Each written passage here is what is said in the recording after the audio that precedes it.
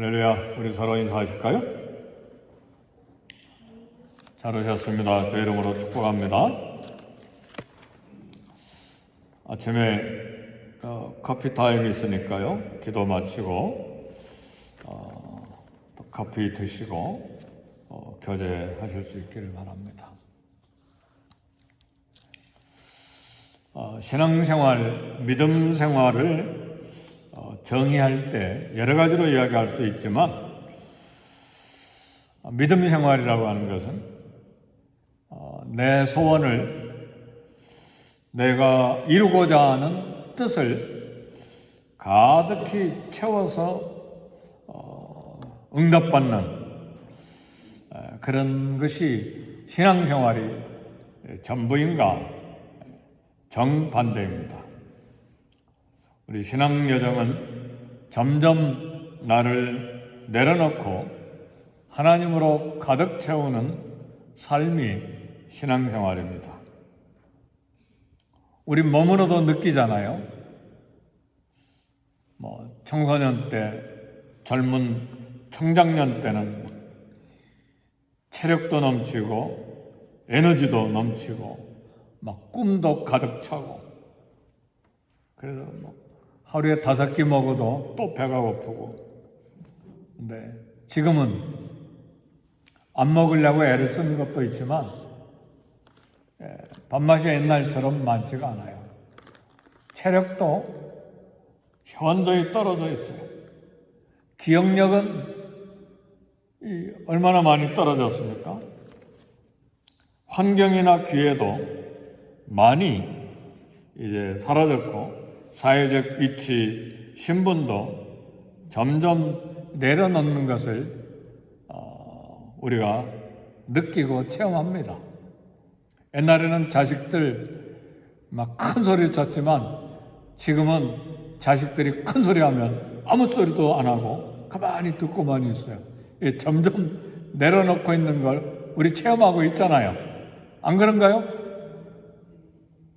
그런데 아직도 수십 년을 신앙생활을 해왔는데도 불구하고 더 많이, 더 좋은 거, 더 길게 막 이렇게 채우려고 하는 것은 신앙생활의 신앙여정이 아닙니다. 나를 내려놓는 것은 무엇입니까? 자존심도 내려놓고 체면도 내려놓고 고집부리고 집착하고 욕망하는 것도 내려놓는 것입니다. 세상을 향한 욕망, 명예 점점 멀리하고 그 대신 그 빈 공간에 하나님으로 예수님으로 가득 채워가는 것이 신앙 여정이라 그렇게 말할 수 있어요. 내 육체에 내 것으로 가득 채우면, 내가 원하는 것을 집착하고 가득 채우면 평생에 하나님 만나지 못합니다. 하나님의 은혜 모릅니다. 그리스도를 만날 수가 없습니다. 갈라디아서 2장 20절에 보니까 내가 그리스도와 함께 십자가에 못 박혔나니 그런즉 이제는 내가 사는 것이 아니요 오직 내 안에 그리스도께서 사시는 것이다. 나는 이미 십자가에 죽었어요. 그러니까 이제는 내가 나를 사는 것이 아니라 오직 내 안에 누가 사시는 거예요? 예수 그리스도가 사시는 거예요. 내가 육체 가운데 사는 것은 나를 사랑하사 나를 위하여 자기를 버리신 하나님의 아들을 믿는 믿음 안에서 사는 것이라. 내 안에 가득한 예수 그리스도를 믿는 믿음으로, 아직 육체가 있지만 믿음으로 사는 것입니다. 내가 내 안에 나로 가득 채우면 인간의 지독한 욕심, 부패한 썩은 죄성의 냄새만 가득 풍기게 될 거예요. 내가 나로 가득 채우면 인간만 가득 채우는 거잖아요. 욕심, 고집, 미움, 욕망, 쾌락, 세상, 돈, 명예, 사회적인 신분 모두 다 썩어질 거잖아요. 근데 내 안에 그리스도로 가득 채우면 무슨 냄새가 날까요? 썩고 부패한 냄새가 아니라 예수님의 향기가 되는 거죠. 예수님의 냄새가 나는 것입니다. 그래서 나를 가득, 나로, 내 욕망으로 가득 채우면요, 말하는 거, 생각하는 거, 그 행동하는 게 모두 다 인간의 냄새만 막 썩은 냄새가 가득해요. 한번 대화 내용을 보세요. 막 썩은 게 가득하게 보이잖아요. 근데 예수님으로 가득 채우면 예수님의 냄새가 나게 돼 있어요. 언어도 생각도 행동도 모두가 그렇게 돼 있어요. 아멘입니까? 그러니까 예수님으로 점점 가득 채워가는 것이 신앙생활이다, 그렇게 말할 수 있어요. 그리스도로 가득 채우면 솜털처럼 인생이 가볍게 되죠. 그래서 하나님의 법정에서 이미 법적으로 나는 그리스도와 함께 십자가에 못 박혀 죽었습니다. 그래서 이제는 내가 나를 사는 것이 아니라 오직 내 안에 나를 사랑하사 자기를 버리신 그리스도를 믿는 믿음으로 사는 것입니다. 사랑하는 성도 여러분, 그리스도를 신뢰하고 맡기고 그 뜻대로 그리스도를 위해 사는 것이 신앙생활입니다. 그 훈련을 하나님 지금도 계속 하고 계시고 우리가 그 길을, 그 걸음을 따라가기를 애를 쓰고 있어요. 그죠? 느끼는 게 뭡니까 요즘에? 어떻게 하면 나를 부인하고 주님을 따라갈까가 마음의 소원이잖아요. 아멘입니까? 그런 소원의 기도가 없으면 아직도 신앙생활을 모르는 거예요. 진짜잖아요. 어떻게 하면 세상으로 가득 채울까? 그건 아직도 기독교인으로 철이 안 들어있어요.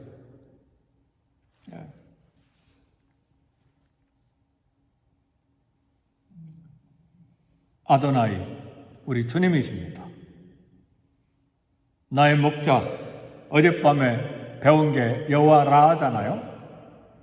여호와는 나의 목자, 하나님은 나의 목자. 아도나이, 주님,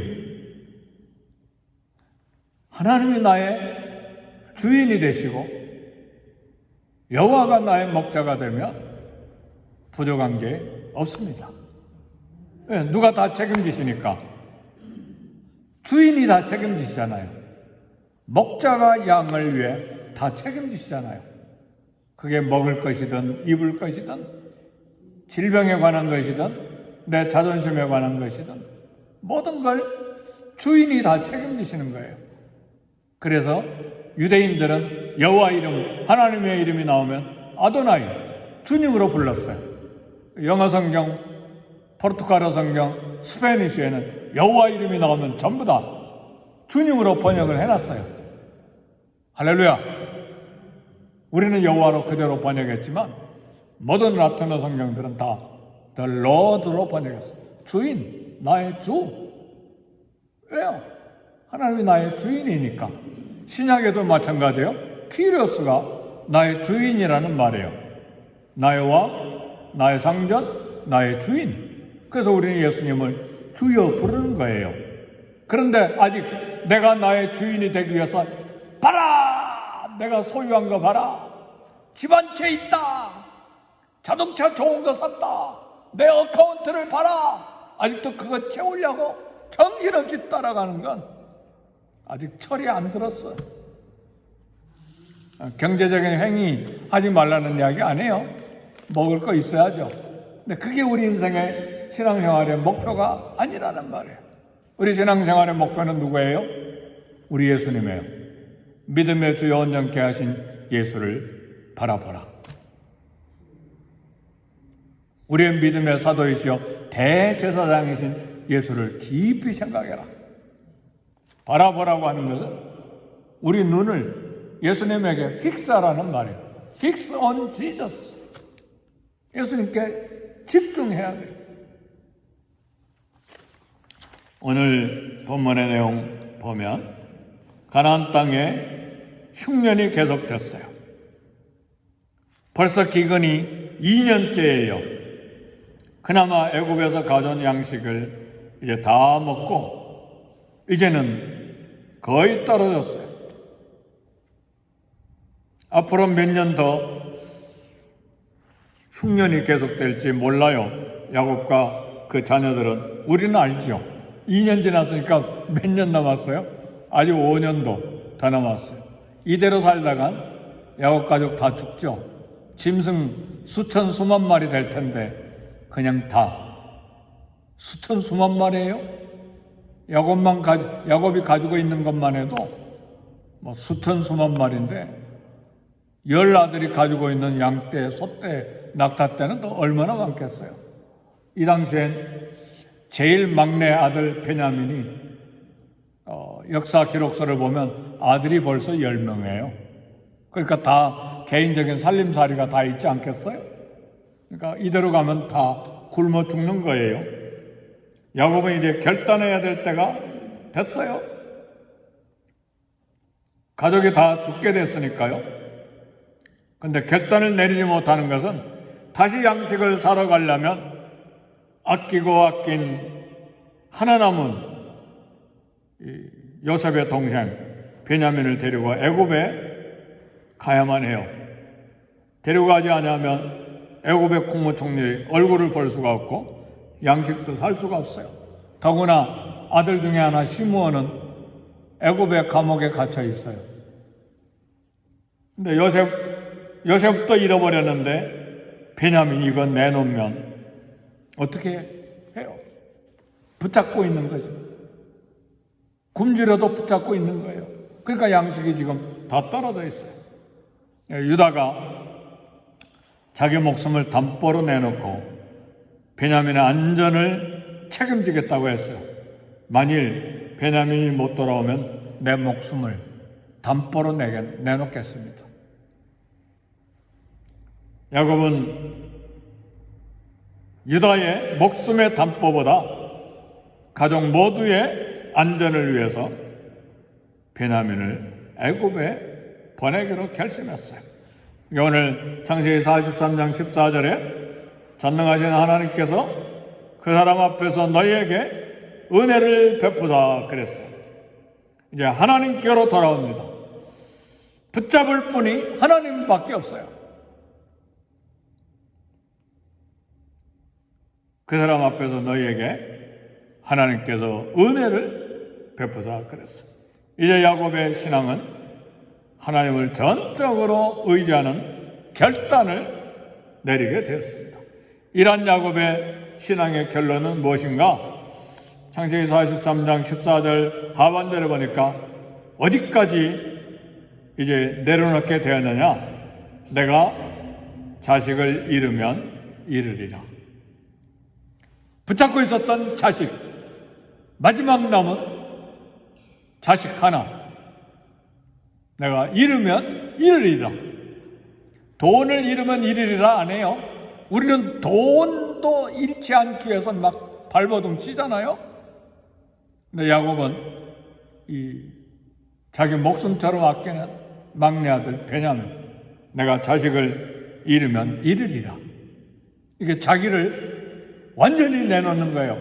수천 수만 마리의 양떼가 아니라 목숨을 이제는 내려놓은 거예요.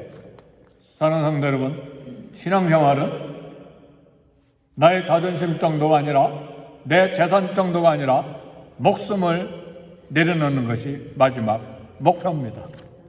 누구든지 나를 따라오려거든 자기를 부인하고 자기 십자가를 지고 나를 좇을 것이니라. 자존심 내려놓습니까? 물질 내려놓습니까? 나의 욕망 내려놓습니까? 신앙생활은, 신앙의 여정은 나를 내려놓고 그리스도로 가득 채우는 것입니다. 오직 유일한 나의 목표는 예수 그리스도셔야 돼요. 그것이 살 길이에요. 야곱은 이제는 내가 자식을 잃으면 잃으리라. 이 고백은 자기를 극복한 야곱의 승리의 고백입니다.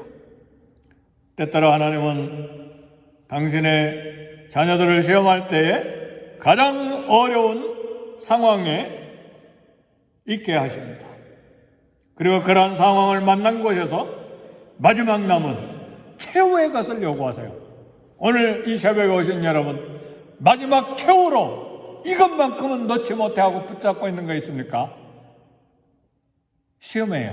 시험거리예요. 내려놓아야 돼요. 그것도. 아브라함에게 마지막 남은 최후의 것이 뭐예요? 100살에 낳은 아들 이삭이에요. 그거 최후의 것을 하나님이 내려놓으라고 말씀하세요. 그래야 산다고 말씀하세요. 이 최후의 것을 내려놓을 때 고통이 따르죠. 말할 수 없는 번민, 갈등에 휩싸이죠. 온 세상이 막 뒤죽박죽이 되는 것처럼 고통, 번민, 갈등, 절망 이런 것이 가득 채우게 되죠. 그러나 우리 마음이 아직도 하나님을 향하지 않고 최후의 것을 집착하면 하나님과 대적하는 것이 될 뿐만 아니라 그 최후의 것도 잃어버리고 신앙에 실패하게 되는 것이죠. 그럼 우리는 모든 것을 하나님을 의지하는 겸손이고 하나님의 손에 맡기는 믿음이 있어야 돼. 손을 놓는 거예요. 그래야 받죠. 그렇게 하면 하나님 반드시 그것을 우리에게 돌려주실 뿐만 아니라 더 풍성한 축복과 더불어서 더 많은 것을 돌려주십니다. 내가 자식을 잃으면 잃게 되리라. 몇 날 며칠 몇 주 몇 달을 마음고생했을까요? 근데 결국은 내려놓고 하나님의 은혜에 의지하는 길밖에 없다고 손을 탁 놨을 때 베냐민을 얻었을 뿐만 아니라 애굽의 감옥에 있는 시몬도 얻고 22년 동안 잃어버렸다고 생각했던 요셉도 얻고 온 가족이 다 살고 민족이 사는 역사가 일어난 거예요. 아멘, 할렐루야.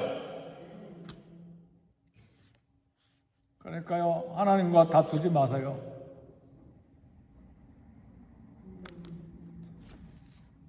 우리 이것이 없으면 나는 존재 가치가 없다고 생각하는 거, 거기까지 내려가야 돼요. 오직 우리는 그리스도 안에서만 존재의 의미를 가질 수가 있어요. 왜요? 나의 주인은 누구예요? 하나님이시잖아요. 그래서 우리는 하나님의 아도나이라, 퀴리오스, 주 예수 그리스도로 고백하잖아요.